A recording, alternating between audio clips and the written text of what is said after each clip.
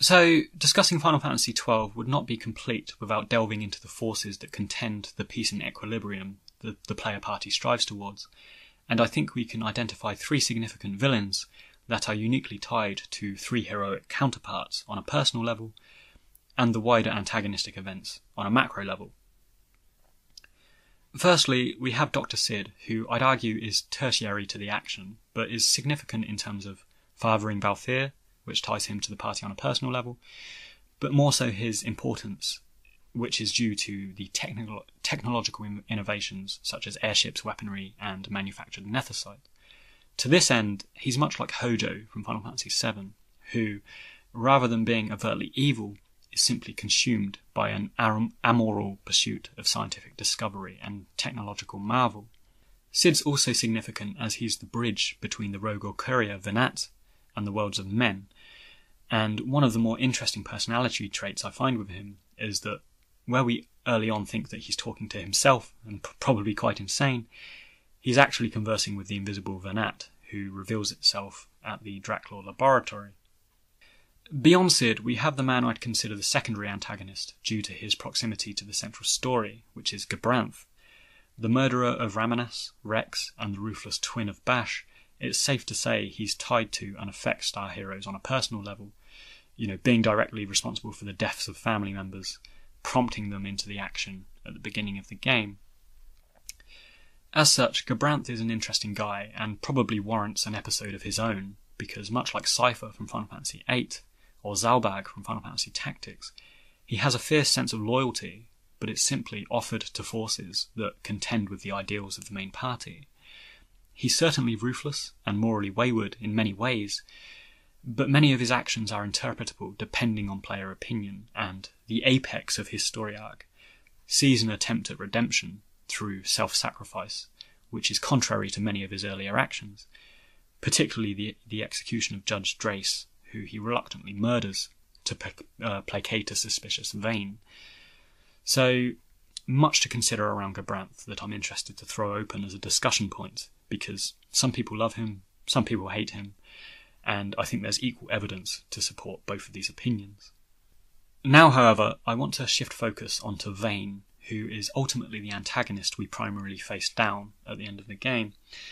And as I've alluded to, his status as a villain could be debated in a broad philosophical sense, which is one of the intrigues of Vayne, and how, despite him rarely cracking the top 5 of people's favourite villains, where he's up against personalities like Kefka and Sephiroth, he persists for me as one of the most interesting Final Fantasy antagonists I've encountered. Broadly speaking, Vayne's motives throughout the game are to emancipate mankind from the Okurian gods, who determine the fates of worlds and men, and to use Vayne's words, he wants to allow man to keep his own history, and on the surface at least, this is Vayne's argument for his actions throughout the course of the game. Now, taking this at face value, the pursuit of free will and self-determinism is an overtly noble cause. Nobody likes to be dictated to or puppeteered at the whims of gods and fate, but many dissenters of Vayne feel that this noble agenda to give man the reins of history is merely a ruse to install himself as a tyrannical dictator in the form of the Dynast King, so that he can essentially rule the world. So, with this in mind, and in keeping with notions of intention and ideology, there's two ways we can interpret Vayne's actions, and I'd like to do so by comparing him with two distinctly different Roman leaders, which is a civilization and a political system that I think Arcadia and Final Fantasy XII borrows from quite heavily. Firstly, if we were to consider Vayne of a fundamentally good-natured demeanour, genuinely wishing to reclaim power for the benefit of mankind and future generations, we could compare him to General Lucius Sulla, who was one of the most prestigious, skilled and controversial generals and politicians of the Roman Republic. Now, during Sulla's lifetime, there was a lot of corruption and political infighting within the Senate that echoed out into the provinces and gradually threatened the stability of Rome. Sulla, who was just concluding a campaign in Greece and backed by an extremely loyal army, did what was basically unspeakable and unprecedented at the time, which was to march his legions across the Rubicon River, which was a symbolic marker on the outskirts of the capital, which no army was supposed to cross, and into the city of Rome to take control. Sulla did this twice in his lifetime and was made dictator of Rome, during which time he rigorously rooted out corruption, sorted out the Senate, and, for all intents and purposes, made things better. What is so remarkable about this guy, however, is that once he'd achieved all of these things, he handed power back to the Senate and stepped down into retirement, which simply isn't what history, or most examples of a dictatorship, shows men to do. And indeed, the term dictator, which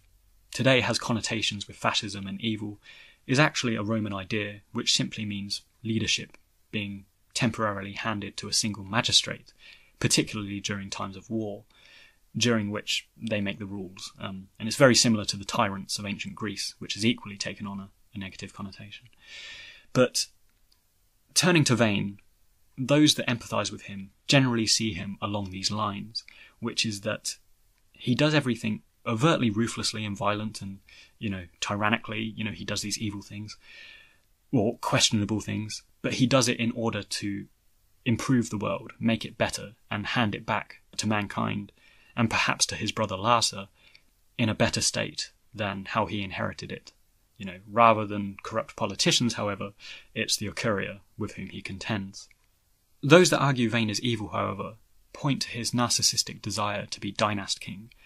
his ruthless murders, including patricide, his disregard for the Senate, and the stoking of war as evidence, that he's basically out for himself under the guise of some metaphysical conquest and revolution in the name of mankind. And this is where the term dictator takes its more common negative connotation, and much like Julius Caesar, who shortly after Sulla installed himself as the consul of Rome and re-established the Roman dynasty of emperors, starting with his nephew Caesar Augustus, it's arguable that Vayne never intends to hand back control, but rather install himself indefinitely as the leader of men. So, turning to our second Roman leader I'd like to compare Vayne to, which is not Julius Caesar, but Emperor Nero, I find the negative perception of Vayne runs parallels with this guy's reign, which was underpinned by violence, senseless murders and oppression. Nero is renowned for murdering his wives along with his own mother, and was so ruthlessly oppressive that eventually his own Praetorian Guard renounced him and he killed himself before anyone else could. He's also accused of starting the Great Fire of Rome so that he could rebuild the city to his own taste, which owes to his being a strong patron of the arts and very keen on visuals, architecture and aesthetics. Turning to Vayne, we see that he too murders a parent. His rule is underpinned by violent oppression, and eventually his quote marks of Praetorian Guard, or judges, begin to turn against him, culminating in Gabranth's betrayal in the endgame. But where Nero was a patron of the arts, we also see evidence that Vayne is as well. If we look at his opening speech in his first appearance at the beginning of the game, he concludes with an appreciation of Rabenastra's architecture, which shows a refined and cultivated demeanour. And we also see him talking in friendly and disarming terms with Miguello, the shopkeeper, which contradicts and perhaps conceals the more menacing intentions that lie beneath. So, there's two distinct ideas of Vayne that prevail among fans, and I really like both, and for my part, I think that, maybe Vayne is a little bit of both. He probably on some level believes himself when he says he's trying to free mankind.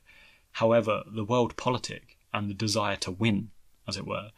eventually blind him to everything else, including his own brother and his end goal. We see him in the final moments where he's willing to kill Larsa, and I'd like to think that Vayne, the man he formerly was, wouldn't have been willing, to do this sort of thing. But once again, owing to Final Fantasy XII's infinitely interpretable and murky kind of philosophical and psychological perspectives and events and things like that, I'm open to discussion and I'm open to opinions on Vayne. And as I've said, the reason I like him so much as a villain is that you can interpret him in any number of ways, particularly compared to earlier Final Fantasy antagonists, who have been quite straightforward and understandable in terms of their motives and intentions.